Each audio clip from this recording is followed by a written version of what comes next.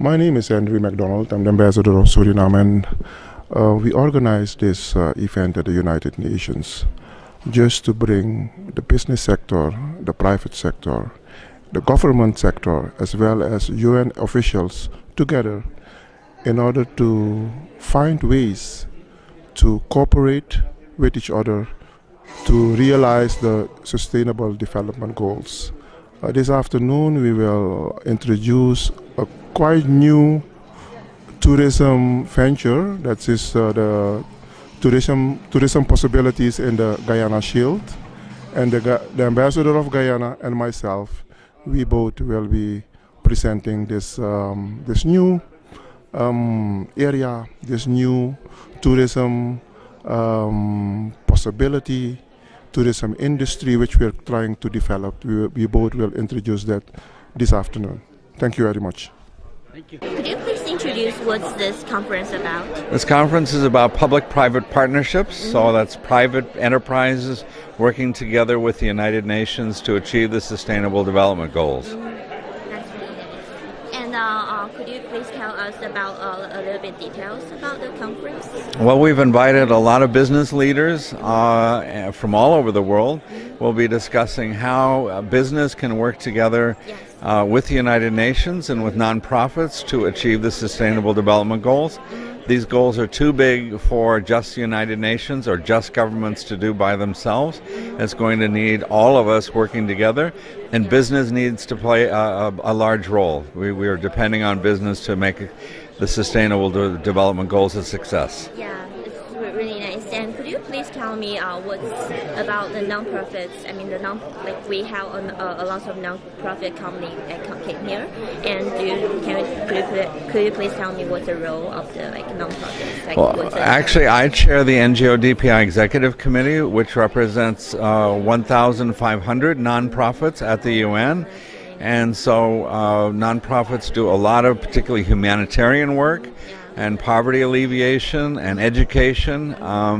So these are areas where nonprofits can also partner, again, with for-profit businesses and with the United Nations to achieve these goals, which we want universal education, we want gender equality, we want to do something about climate change. These are all issues that we'll be discussing today. Okay, thank you very much. All right, thank you. I think it's a great opportunity for not just Haiti, for the region and for all the other countries that have not well experienced the PPP yet, which is a great way, a new model of financing for development. I had the chance to express the success of PPP in Haiti, of course, which came with its challenges. But at the end, it enabled us to do some great projects, create jobs, and reinforce the economy. So I'm happy that there's a big crowd. I love this event, and as I finish in my speech today, I challenge this group to have much more of these exchanges, as other countries need to experience the success that we had on trying the PPPs. Do you have some words to talk to our group in USA? Yes, it's been a pleasure to talk to this crowd here, and I want to thank also Dr. Gros for putting it together. This is something we need to do all over the world, because for some it will be an opportunity to share experience, for others it will be an opportunity to bring investors and partner with them.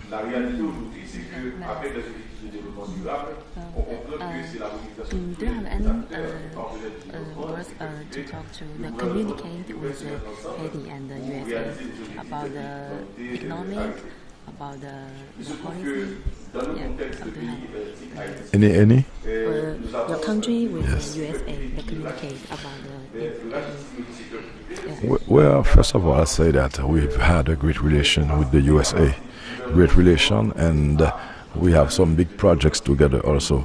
One of them seems to be a PPP. It's not actually the model, but it's the financing that they provided for that huge industrial park in Haiti where people can actually work and companies can make money doing business there and exporting to the US free of tax.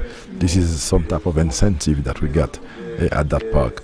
As I'm saying, it's a model that looks like the PPP.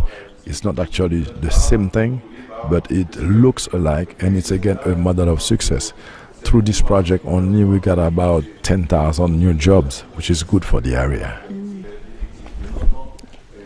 Thank you.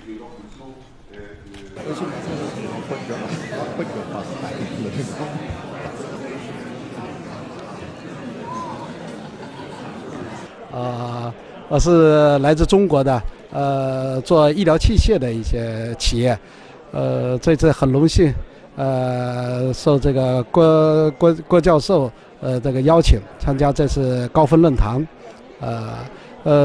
参加这个会议啊，让我有深刻的体会这个我们这个行业医疗器械的行业，如何给持续发展、可持续发展，这个带来一些新的一些商机，相信通过这次的论坛，可以给我们企业带来更多的机会，和发展的空间。好，谢谢。你好，我是普京，来自深交所前海股权交易中心。今天非常高兴受九安电视台的推荐，出席联合国新经济发展大会。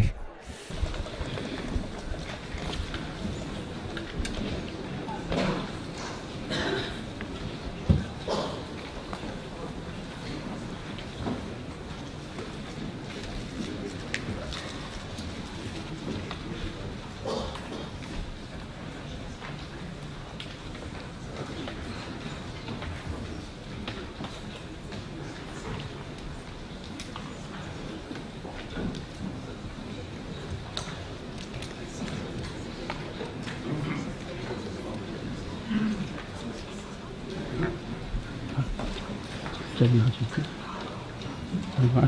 采访室。Good morning. First of all, let me express my condolences and sympathy to the families of the victims that we have, the victims of the most recent bombing in England. It was really sad yesterday when I get home and turned on the television and saw the news with regard to that happened in England. English was in Manchester yesterday. So our sympathy goes to the government and the people of England. Mr. President of the General Assembly, His Excellency Peter Thompson, United Nations Regional Director, Madam Jessica Fajita, my fellow ambassadors, colleagues, friends, guests, thank you for taking your seats. I would like to call this session to order. Let me also wish a warm welcome and special welcome, in fact, to those in Suriname, French Guiana, Guyana, and all other locations who are following these proceedings electronically. This meeting is being broadcasted live as well. Greetings and welcome to the United Nations. It is our pleasure to have you with us today. We warmly welcome you to this important conference, where we will discuss the need to interest the private sector to build upon the goals and vision of the Sustainable Development Goals and the many in civil society who endorse them. Good, far-reaching policies earning sincere endorsement will not grow nor endure without investment. We intend today to demonstrate through our discussions that investors have found return in investment to their bottom line and the bottom half of the world struggling for sustainability at a very salient time. In line with Sustainable Development Goal 17, the revitalization of global partnerships, we hope to touch on and discuss public-private partnerships, their advantages, profits, values, and certainly the challenges in several sectors. I am most proud and excited to discuss how investment in sustainable tourism, a special focus on the United Nations World Tourism Organization in 2017, has propelled my colleagues and me to seek partnerships towards the creation of a new sustainable tourism product for development in the Caribbean area, meaning to say Suriname, Guyana, and French. Sustainable tourism, like sustainable development, in every sector can only be achieved by recognizing good policies embraced by civil society and the business sector, where investors can find their own benefits by benefiting the world. We are eagerly looking forward that kind of spirit and discussion will take place here today. Allow me, ladies and gentlemen and dear friends, to introduce the President of the General Assembly, His Excellency Peter Thompson. I have been honored to formally sign the documents establishing diplomatic relations between Fiji and Suriname almost 5 years ago. Since then, the relationship between Ambassador Thompson, the President of the General Assembly, our personal and professional relationship has only grown closer, and today I am privileged and extremely proud to introduce the champion of oceans, climate, sustainability, and small states, Ambassador Peter Thompson, as our General Assembly President at this essential conference. Mr. President, you have the floor.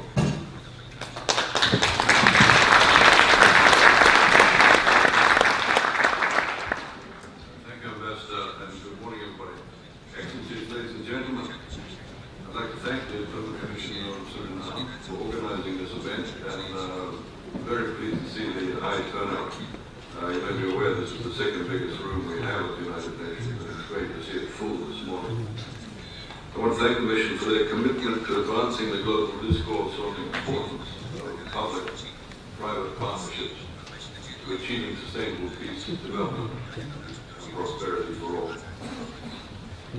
Through the adoption of the 2030 Sustainable Development Agenda and, of course, the Paris Climate Change Agreement, world leaders have given humanity a universal plan to transform our world for the better. Our task is to stay true to those agreements and to move on action for their implementation. Driving global action at the scale and speed necessary to realize this future is, of course, a massive challenge. Only by harnessing the power of all stakeholders will we successfully meet this global challenge. In this regard, strategic and innovative public-private partnerships that leverage comparative advantages and connect the resources of investors and inventors with the needs of end users are critical to driving the integrated action needed to achieve all 17 of the Sustainable Development Goals. Last week I convened a SDG action event on innovation and connectivity here at the United Nations.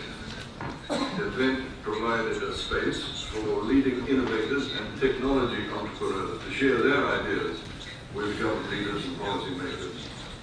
The event shed light on how emerging technologies can help to drive implementation of the 2030 Sustainable Development Agenda. Throughout what was a dynamic day of discussion, one of the central messages to emerge was that the revolutionary potential of technology to be fully realized, for it to be realized, that the private sector innovators need to work in collaborative partnership with governments, with the United Nations, and local business and civil society groups. In order to manage risks and build trust and ensure ensure that advances are directed towards the public good. The importance of public-private partnerships to driving SDG implementation and to mobilizing the estimated $5 to $7 trillion in annual investments which are needed to achieve the SDGs was also a simple message to emerge from the high-level SDG financing lab that I convened at the United Nations back in April. Among the key findings of the SDG financing lab were that first, the financing needed to fund the SDGs already exists around the world, but global financial systems need to be aligned to sustainable development. With the right incentives and regulatory frameworks put in place to shift investments towards sectors that advance the implementation of the sustainable development goals. Achieving this requires the public and private sectors to work together, mitigate risk, scale up investments, and provide the financial and technical support needed so that countries have the capacity to strengthen their domestic resource mobilization and mobilize sustainable investments, package their developments needed into bankable projects that can attract investors, particularly from the private sector. One key initiative we are very proud of is the Business Call to Action that aims to challenge companies to develop inclusive business models that engage people at the base of the economic pyramid. Business Call to Action is a unique multilateral alliance among donor countries as well as the UN Global Compact. And to date, over 190 companies in 65 countries have signed. Another one is the Green Commodities Program that brings large international buying companies of agricultural commodities like cocoa, soy, palm oil, fisheries, together with governments, small producers, and others involved in these sectors to establish national commodities platform in order to address jointly key sustainability challenges facing production and trade of these commodities. One key initiative we are very proud of is the Business Call to Action that aims to challenge companies to develop inclusive business models that engage people at the base of the economic pyramid. Business Call to Action is a unique multilateral alliance among donor countries as well as the UN Global Compact. And to date, over 190 companies in 65 countries have signed. Another one is the Green Commodities Program that brings large international buying companies of agricultural commodities like cocoa, soy, palm oil, fisheries, together with governments, small producers, and others involved in these sectors to establish national commodities platform in order to address jointly key sustainability challenges facing production and trade of these commodities. And how they can come together, you can use corporate social responsibility. But I think that's passé. That was a 20-year ago, 30-year ago term, that my company believes in corporate social responsibility. My company believes in supporting good causes, and we give 0.01001%. And by the way, we support a charity table here, or we supported a school here, or we educated a child here.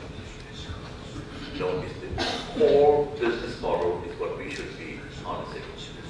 So that's what we hope that, and that's what the organizations in the UN are doing. Now, you can also, as member states, use partnerships as a foreign policy tool. You can engage companies that can help build bilateral relationships. And if you look at what President Trump is doing, he created the CEO Council. He said, America first. But actually, if you look at the multiplier effect in the supply chain, if America is rich, other countries are rich. It's a very simple formula. There's no such thing as operating in a silo. And I would like to request all of you in the room to consider one thing. Before you leave the room, agree on a concrete commitment. And if you look at some of the things which lend themselves to partnerships. I mentioned broadband. I'm privileged to be a commissioner of the Broadband Commission for Sustainable Development, which is co-hosted by ICU and UNESCO. And our mission is very simple. We need to provide broadband access to the poor. We need broadband access to the farmers so they can understand what the climate tracking is, how they can supply their products, what the prices are, what crops to harvest, when to harvest, how to deliver, and so on. I like a program called Zero Mothers Die. Zero Mothers Die is about providing neonatal, postnatal care for mothers, particularly in Africa. Very simple approach. Using feature phone technology, not smartphone. Can you visualize that with smartphones, now you have e-health, etc. And NEPAD is the new partnership practice and development, along with the Office of the Special Advisor on Africa. They're focused on investing in Africa. And of course, on echo what Mr. Thompson said about the Ocean Conference, we are privileged to be part of the Ocean Conference, actively involved in helping build public-private partnerships. We are focused on helping member states create marine sanctuaries which has a clear target, protecting and creating what is called MPAs, marine protected areas, 10% by 2020. It's one of the few goals which has a clear target assigned to it. And I go back to the ICANN. We have voluntary commitments for the Oceans Conference. We need what I call a partnerships portal to capture the various initiatives, including what people in this room are doing. Jessica mentioned what they're doing. But if Jessica wasn't speaking today, you would not know about that. You need that in the public domain. You need that available for action. And I want to highlight, for example, the partnerships work which Suriname is doing. In the fisheries industry, they have a partnership with FAO and the Caribbean community. And you will see that this works as a multi-stakeholder partnership and network. And one of the main goals of that initiative is supporting the Oceans Conference.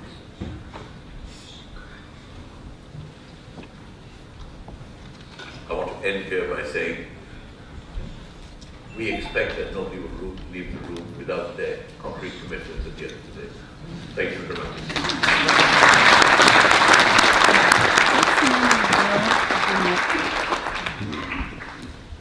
Thank you very much, Amir. The former president of Haiti, President Martelly, is with us on the podium. And I will now ask Amir to lead the discussion with him. We'll take, everything is up to Amir. Amir is the person who will kind of take over the show right now. He's going to have a very in-depth discussion with the president of Haiti. Amir. Thank you. Thank you, President. Thank you, sir. We're so excited to have President Martelly here with us. He's one of the rare breed of politicians who is a celebrity and a political leader. He's fondly known as Sweet Mickey. Am I correct, sir? President Martelly is actually a musician. He's very successful in his own right. He supported the grassroots movement and then became president in 2011 until just last year. He was the first one to be elected through the electoral process, and we're so excited. And like Jessica, I had the privilege of spending time in during peacekeeping operations, but nevertheless, we really enjoyed that time there. We're very pleased to see that Haiti is progressing. And of course, challenges remain. but under President Martelli's leadership, a lot has happened in getting this. What I'd like to do is invite President Martelli to say a few words, and then with the agreement of the chair, we will quiz him on some of the initiatives which he has been involved in, and we would like his wisdom to see how this group here, the oldest group here, can benefit from his ideas. President Martelli, we are delighted to have you. Welcome.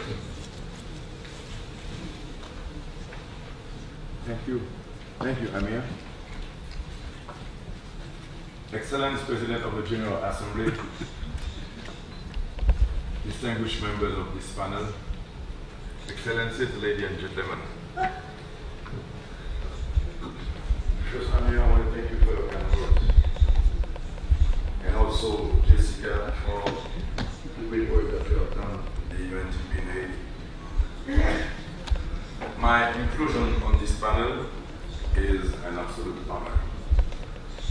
Your involvement in this endeavor ignites my personal hopes of seeing a more sustainable and equitable region through collaboration. A pertinent aspect of today's meeting is demonstrating how public-private partnerships serve as useful tools towards attaining our sustainable development goals.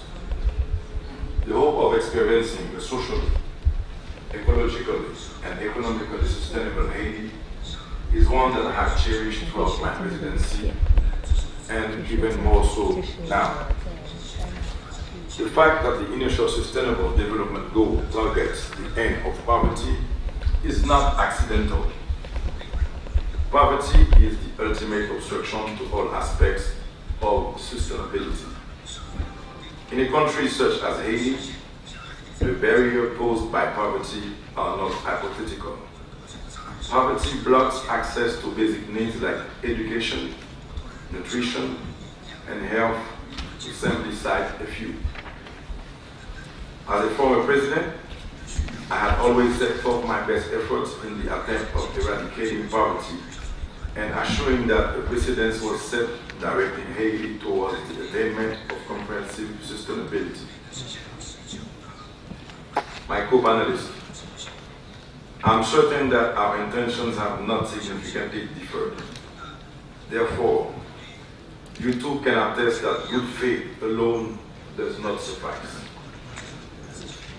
Identifying and securing the necessary resources to meet such goals require a strategic state capable of effectively performing its public functions. A state able to pledge and deliver legal, political, and administrative assurances to secure the private sector's partnership, not to mention incentives capable of endorsing competitiveness. In its efforts of economic, social, political, and territorial governance, I like to believe that the reign of the current administration are in good hands. In this case, what is the significance of PPP for Haiti? In Haiti's already exhausted economy, PPP can easily be the first link in the chain surely leading to the improvement of its population's living conditions as a mutual commitment by state and private actors. PPP can and must play a role of primary importance in Haiti's prosperity by placing it on the world's business card through the financing of infrastructure, utilities, job creation, and the development of innovative companies in sectors that are insufficiently exploited, such as the construction industry, research, energy, and many more. In 2012, during my administration, we recognized the significant gaps that could be filled with the integration of PPP in the framework of financing for development, servicing the population's needs, and the provision of public goods. Consequently, the Central Unit for the Management of Public-Private Partnerships was created within the Ministry of Economy and Finance. Since accessible education has long been a personal priority, One of the most recent activities exemplifying structured collaboration between state and private institutions was our establishment of the Universal Free and Compulsory Schooling Program. At the beginning of the 2011-2012 school year, a service agreement was signed with numerous private schools which benefited over 500,000 students. In the following year, the program expanded to include twice the number of participating schools and student beneficiaries. The results are encouraging as there is a striking reduction in the depletion rate and a marked improvement in the school attendance success rate. To achieve this, a substantial increase of funds and trust had to be granted to the education sector. In comparison to past national school enrollment levels, considerable changes have been experienced. These impressive results could not be obtained without the use of private school infrastructure and equipment. This is therefore a good example of the implementation of a public-private partnership framework, but it does not limit the possibilities. There are numerous opportunities. Despite obstacles, the Republic of Haiti is now projecting a better image of business opportunities in the areas of intervention where investment can be made in major programs or projects that have been either insufficiently exploited or not at all. There is fertile ground for the expansion of public-private partnerships with considerable potential for growth, capable of sustainably benefiting Haitian economy through public service provision. A few examples of such opportunities are the development of green and blue economies in the field of energy, transport, infrastructure, agriculture and fishing, as well as communication and a number of social services. For instance, Haiti has more than 1,500 kilometers of coastline, and yet maritime transport is by no means organized. The need to develop Haiti's transport subsector in its three dimensions, land, sea, and air, is vital. There are regional prospects as well. For instance, just two examples will be: first, the establishment of a Caribbean platform for trade and investment promotion, and two, the institutionalization of a Caribbean and Latin American forum to promote investment and good practices in economic governance and partnership development. The implication of the partnerships mentioned partially represent my personal vision, mission, and commitment to sustainable development in Haiti. Although I'm no longer president, I remain highly dedicated to the hope of having a socially, ecologically, and economically sustainable Haiti. As I further reflect, I realize that the best part of my no longer being president is the ability to soundly reevaluate, assess what worked, what did or could not work, as well as adaptation of existing best practices. My hope for sustainability continues to fuel my innate passion for a better Haiti. Derrick Jensen, the American environmental activist, once said, "We cannot hope to create a sustainable culture with any but sustainable souls." This is a short quote, but it resonates profoundly within me. Because any hope for a sustainable Haiti entails the inspiration and involvement of all of its people. In considering Haiti's current situation, which opposed to the Sustainable Development Goals for the year 2030, clearly it is a difficult race. My preoccupation by this compels me to further commit myself to the SDGs. I have therefore gathered others with a similar hope to contribute in the creation of the Haiti I continue to envision.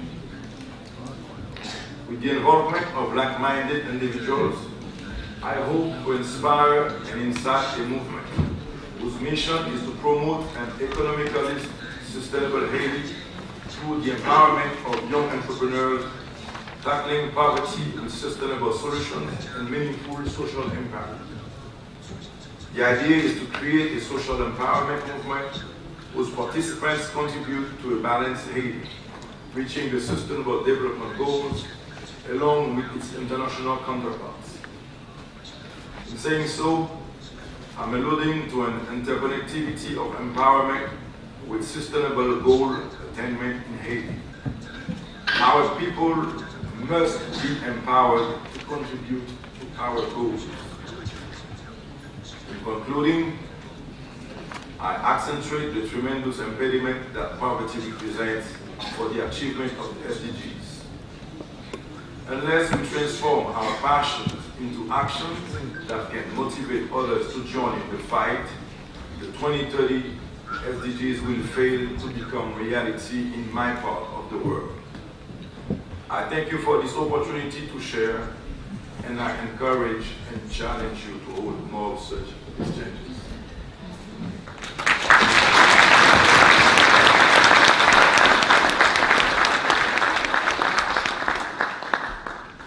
Thank you, President Martelli, for the very inspiring remarks.